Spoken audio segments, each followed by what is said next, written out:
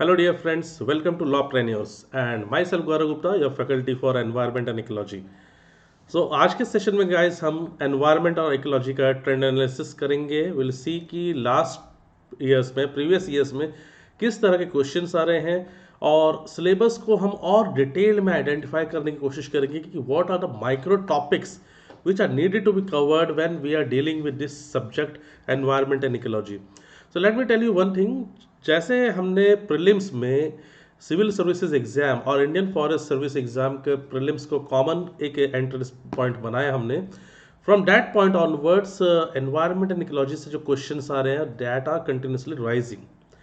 And going by the previous trend, we can say that almost around 20 questions minimum. On an average, 20 questions you will surely get from the environment and ecological part. So basically, this means that I am telling you about the average part, right? Average 20 questions.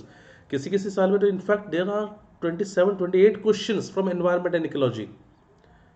While there was a time जब environment और ecology को basically geography का ही एक extended chapter पढ़ के ख़त्म कर दिया जाता था. But guys अब ऐसा नहीं हो पाएगा.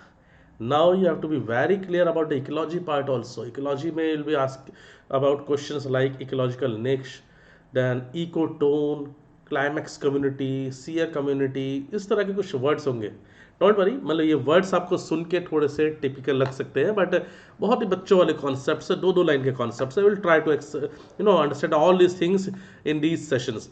सो क्योंकि आज का हमारे सेशन ट्रेंड एनालिसिस है, इसमें हम देखेंगे कि किन किन एरिया से कैसे कैसे क्वेश्चंस आते हैं, कौन कौन से हमारे ऐसे एरियाज हैं जिनको हमें एकदम इग्नोर बिल्कुल नहीं करना है, और साथ के साथ ये भी देखेंगे कि what are the further topics. क्योंकि यूपीएससी ने तो जो सिलेबस दिया है एनवायरनमेंट एंड इकोलॉजी का वो बहुत ही एक जनरल टाइप का उन्होंने लाइन लिख दिया. 2 लाइन में सिलेबस प्रीलिम्स का एंड 2 लाइन्स में syllabus for mains. But in reality the situation is all together different, right? They can ask you about dugong, they can ask you about rana hyla, they can ask you about microbeads. Well, one thing I would like to clear that these were the जैसे मैंने dugong बोला या राना हाइला ये सब चीज़ बोला, तो ये word सुन के बिल्कुल डरना नहीं है, घबराना नहीं है कि अरे सर क्या बोल रहे हैं, राइट? अभी जैसे जैसे हम जब कोर्स को कवर करेंगे विल फील कि अरे यार ये क्वेश्चंस एकदम टिप्स पे हो रहे हैं, एकदम आराम से, कोई प्रॉब्लम ही नहीं है. सर कैसा मतलब कितने अच्छे से चीज़ों को कवर करा रहे हैं. And if you have any kind of doubt, so you can connect with us also. So let us start the session now. So guys, session के स्टार्टिंग में हमेशा एक कोट से करता हूँ. So today's quote is success is how high you bounce when you hit bottom. So basically नीचे गिर के उठने को ही हम सक्सेस कहते हैं इन कट शॉट, ठीक है? या हारी हुई बाजी को जीतने वाले को ही बाजीगर कहते हैं. वेल, जोक्स अपार्ट, ये बाजीगर मूवी का डायलॉग था लेकिन इस कोट से थोड़ा सा मिलता जुलता मैच कर रहा था. So it just hitted my mind. Well anyways, UPSC exam अपने आप में एक जर्नी है, and this journey basically it grooms your personality. Whether you are making it into the final list or not, that is a one thing, but yes, it will definitely groom your personality, it will definitely nourish your personality. So success is how high you bounce when you hit bottom, because in this journey there are lots of ups and downs. So जब downs है तो you have to go up also, और जब up है तो down होगा. Okay, सो सबसे पहले देखते हैं नंबर ऑफ क्वेश्चंस 2011 से अब तक कैसे कैसे क्वेश्चंस आ रहे हैं. So guys, if you see from 2011, so in 2011 there were around 21 questions from this part. 2012 around 23 questions, 13 22 questions, 2014 31 questions. this was I was talking about. In fact मैंने 28 बोला था, लेकिन यस क्योंकि कुछ क्वेश्चन जैसे साइंस एंड टेक्नोलॉजी, ज्योग्राफी और environment and ecology में overlapping होते हैं, तो उस हिसाब से अगर हम देखते हैं तो अराउंड 31 क्वेश्चंस इस पार्ट से पूछे गए हैं 2014 में. 2015 में there was around 13 questions, in 16 10 questions, 2017 15 questions, 2018 13 questions, 19 21 questions. 2020 में अगर देखेंगे तो again there was around 22 questions, and 21 में भी अगर देखते हैं हम तो ऑलमोस्ट अराउंड 20 प्लस ही रहेंगे, राइट? तो अब ये जो ऑब्जर्वेशन है दिस में वेरी, कोई फैकल्टी होंगे वो कहेंगे कि ठीक है ज्योग्राफी के क्वेश्चन एकदम सेपरेट लग रहा है, लेकिन क्योंकि ज्योग्राफी, साइंस एंड टेक्नोलॉजी और एनवायरनमेंट एंड इकोलॉजी, इसमें जो टॉपिक्स है दे आर क्वाइट ओवरलैपिंग. तो sometime it becomes very difficult कि भाई ठीक है इस टॉपिक इस पर्टिकुलर क्वेश्चन को हम किस कैटेगरी में रखेंगे. Like use of drones. अब यूज ऑफ ड्रोन्स उसमें एक स्टेटमेंट एरिया है कि सॉरी, उसमें एक स्टेटमेंट एरिया है कि like for example drones can be use to take the sample of breathing sample of whales. और वेल्स का अगर वेल फिश का अगर ब्रीथिंग सैंपल लेने का अगर ड्रोन्स को हम यूज़ कर रहे हैं, सो ऑब्वियसली हम यहाँ पे एनवायरमेंट एंड इकोलॉजी की बात कर रहे हैं. तो yes, these three things are quite overlapping also, but on an average that's why I said कि 20 questions on an average you will get from environment and ecology section. 20 questions guys, it's very important, 20 questions means 40 marks. Okay, 40 marks. And trust me, after completing all the topics which I am intending to cover here, you will be in a position to at least answer minimum 18 questions out of 20. भाई 2 questions के लिए मैं फिर भी space लेके चलता हूँ क्योंकि यूपीएससी है, कहीं से कुछ भी पूछेगा, वो उसके मन के ऊपर बात है. एनवायरमेंट एंड इकोलॉजी के लिए they have asked about cobra also, they have asked about different kinds of animals also. So 1-2 question का तो हम हमेशा बफर लेके चलेंगे कि हाँ भाई ठीक है वो क्वेश्चन कहीं से भी आ सकता है, but in general I am talking कि at least 90% questions you will be in capable to solve very easily, right. So let us proceed with the next slide. So guys, इस पाई डायग्राम में आपको दिख रहा है कि किस किस पार्ट से कितना कितना परसेंटेज क्वेश्चंस के हमें मिल रहे हैं. तो आप देखोगे कुछ मेजर पार्ट्स है, जैसे इकोलॉजी. इकोलॉजी में हम बेसिकली पढ़ते हैं बेसिक प्रिंसिपल्स. इकोलॉजी का अगर हम लोग बात करें गाइस, तो ये जो 12th क्लास की जो बायोलॉजी बुक है, 12th क्लास की बायोलॉजी की बुक में आपके 4 चैप्टर्स हैं, वो पढ़ोगे इकोलॉजी का पोर्शन ऑलमोस्ट उसी से बहुत ज़्यादा अच्छे से कवर हो जाता है. But yes, definitely I will be covering some more things. Okay, and ecology से आप मान के चलना कि आपको क्वेश्चन मिलेगा ही मिलेगा. बायोकेमिकल ऑक्सीजन डिमांड हो गया, या फिर डिजॉल्व ऑक्सीजन पे कोई क्वेश्चन आ गया, यूट्रोफिकेशन पे can get question. Okay, then there are some applied questions. If the species of the rats are removed what will happen. तो स्टेटमेंट्स होंगे कुछ ऐसे, ठीक है. देन बॉडीज, कन्वेंशंस, ये बहुत इंपॉर्टेंट पार्ट है. Nagoya protocol, Cartagena protocol, Kyoto protocol, ये सब चीज़ें हम यहाँ पे देखेंगे. देन करंट अफेयर्स वाला पार्ट, इसका यहाँ एक इस दूसरी स्लाइड में मैं आपको दिखाऊंगा इस. ओके, इनिशियल टाइम में ये पैटर्न चल रहा था बहुत ज़्यादा. ओके, देन स्कीम्स पे क्वेश्चंस था, प्रोटेक्टेड स्पीशीज पे क्वेश्चंस. मतलब these are the areas, these are basic areas from where you are definitely going to get questions. Biodiversity, definitely question मिलेगा. So coming to the next slide, here you can see that climate change, ये mains का basically part है. तो climate change से यहाँ पे आपको question अच्छे से मिलेंगे. देन बायोडाइवर्सिटी से almost 21% question. Treaties, bio bodies, conventions, again major portion. Ecology major portion. Pollution. Okay, so guys these are the areas. ये कुछ ऐसे एरियाज हैं जिन पे हमेशा आपको अच्छे से कमांड करके रखना है. मतलब ये कहने वाला नहीं कि बस इसको पढ़ के चले जाना काम हो जाएगा, नो. इसको तो पढ़ना है लेकिन इस पर थोड़ा ज़्यादा ध्यान देके चलना है, राइट. तो टारगेट लेके चलना है कि एटलीस्ट 90% क्वेश्चंस हम जो है इजीली अटेम्प्ट कर पा रहे हैं correct. Guys, it's really very very important. सोचो कि अगर आपने एनवायरमेंट एंड इकोलॉजी E&E लिख दिया है, ठीक है, ज्योग्राफी, ओके, देन इसके बाद साइंस एंड टेक्नोलॉजी, ये 3 एरियाज को भी आपने अच्छे से कमांड कर लिया, तो ऑन एन एवरेज आप मान के चलो कि 100 मार्क्स का जो बेंच मार्क है वो आप इजीली क्रॉस कर लेंगे. मैं अपने स्टूडेंट्स को बोलता हूँ कि at least target for minimum 120 marks for prelims, ठीक है. अभी मैं आपको कट ऑफ भी दिखाऊंगा. Cut off is around less than 50% right now, right. So basically हमें 50% के भरोसे नहीं रहना है. But yes, if you are touching this benchmark of 120-125 marks, so we are pretty sure that yes prelims निकल जाएगा आराम से, कोई टेंशन नहीं है. 3-4 दिन 5 दिन का हमें रेस्ट लेना है, घूम फिर के आओ कहीं पर आराम से, एंड उसके बाद immediately start preparing for a main examination, right. There are 2 type of students जो प्रीलिम्स हॉल से बाहर आते, एग्जामिनेशन हॉल से. देयर इज वन स्टूडेंट जो श्योर है भाई मेरा हो जाएगा, कोई टेंशन नहीं है. 4-5 दिनों से आराम से घूमा फिरा, थोड़ा अपने आप को रिजुवनेट किया, राइट. एंड उसके बाद ही और she has started preparing for mains. The student knows very well that yes my score is pretty good.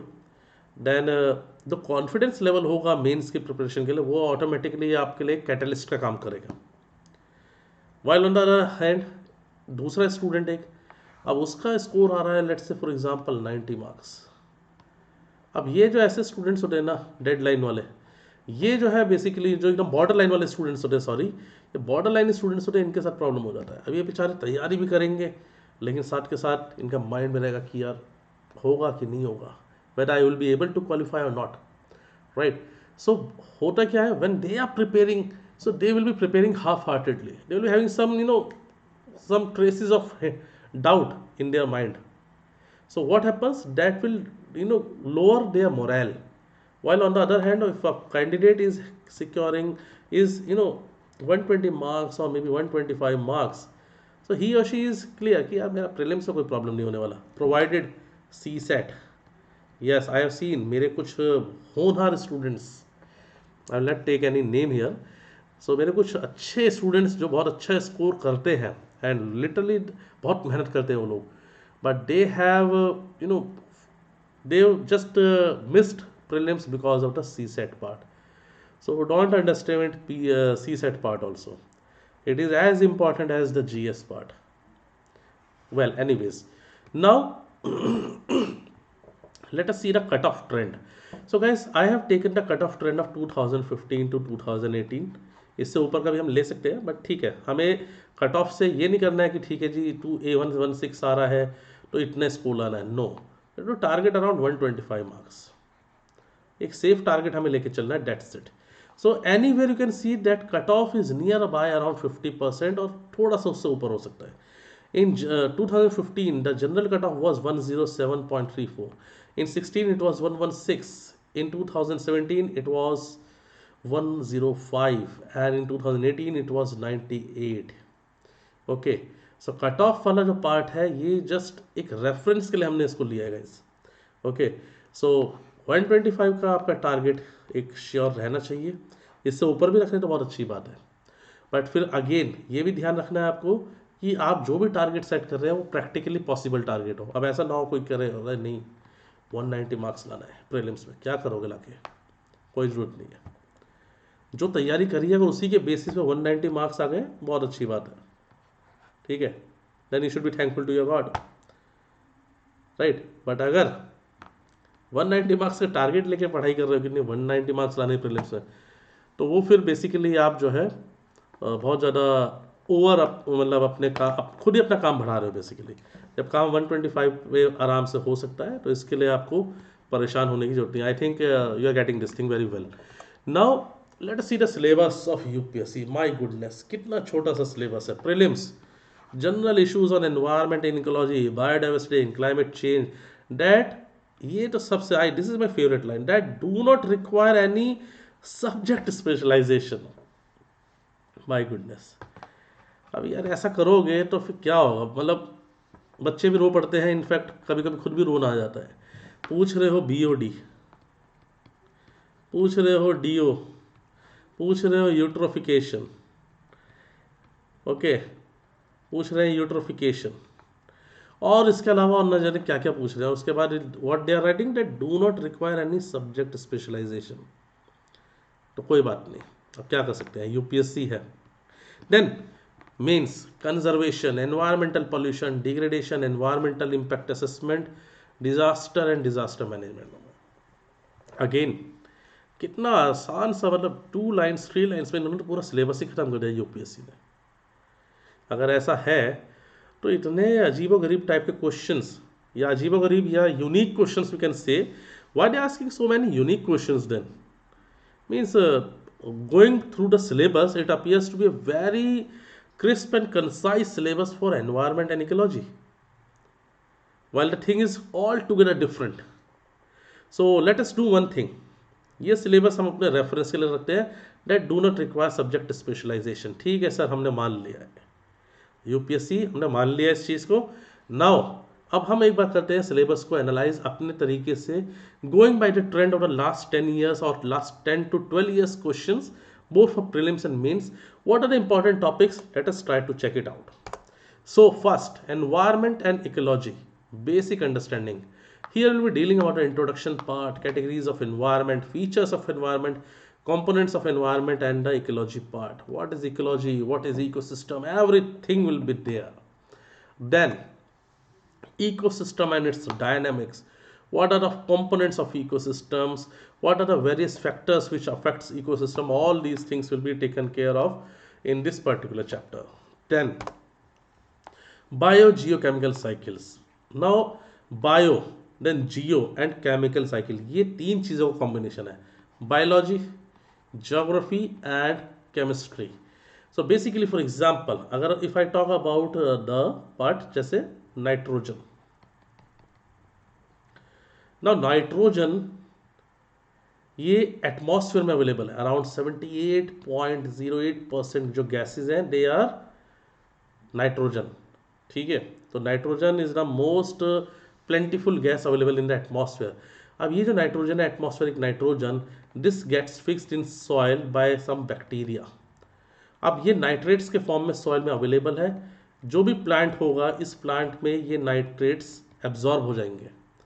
अब इस प्लांट को जब कोई एनिमल खाएगा, कंज्यूम करेगा, so what will happen, this nitrate will get converted into ammonia and then amino acids.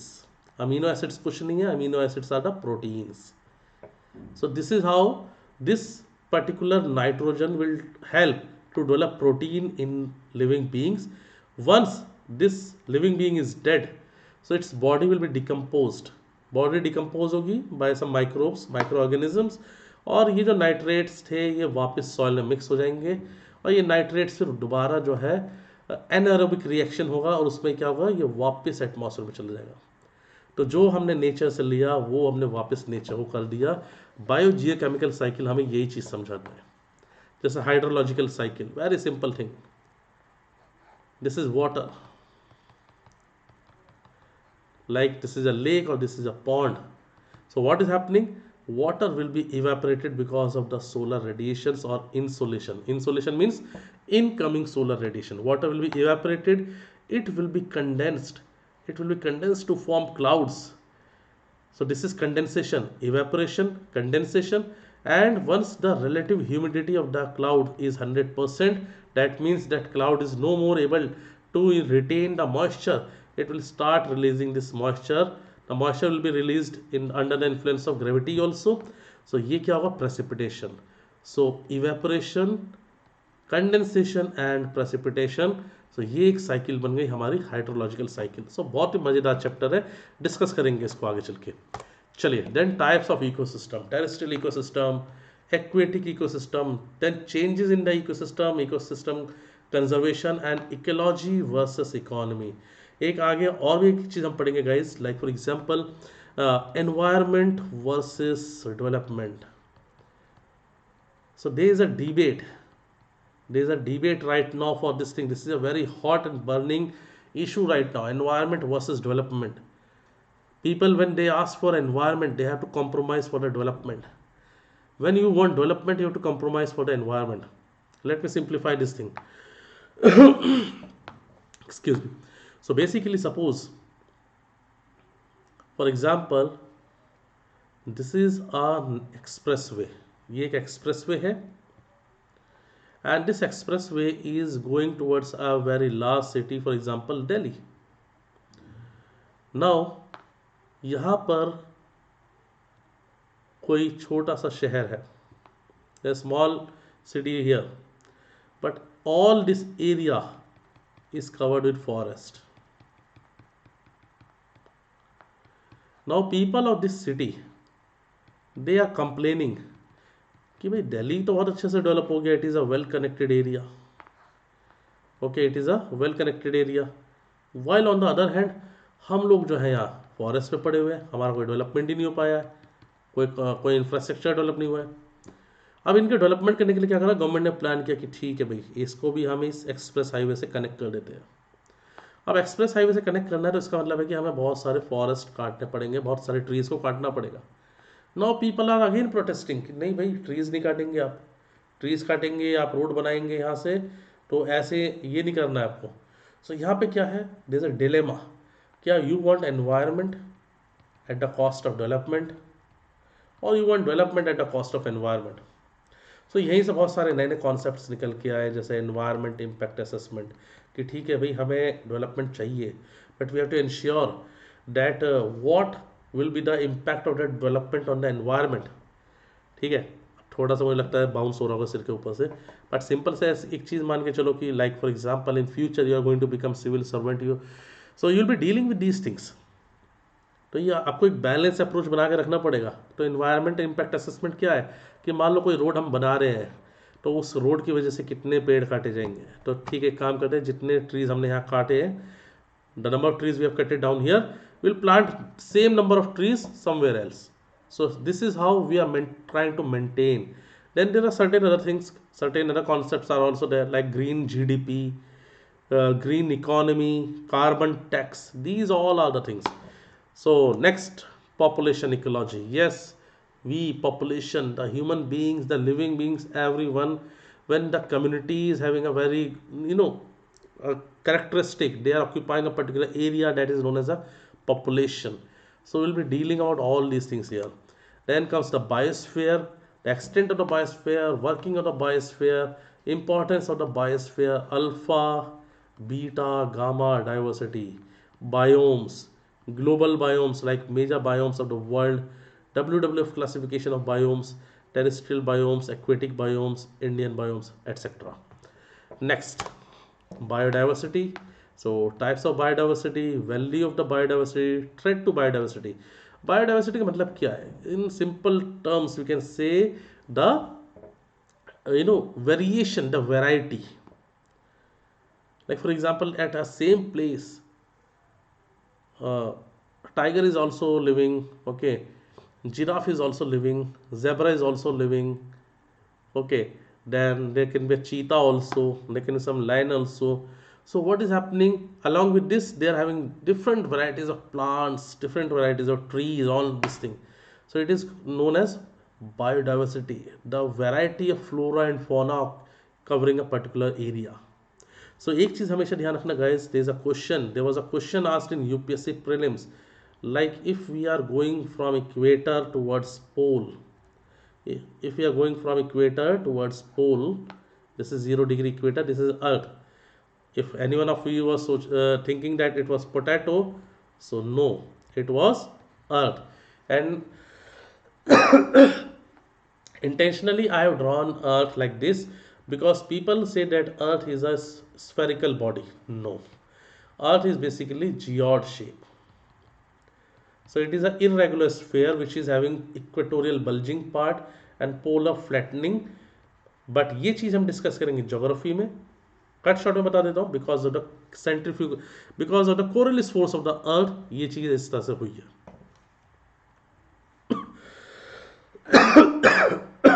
Sorry guys. So let us move forward. So question was, when we are moving from equator towards pole, biodiversity will increase or decrease?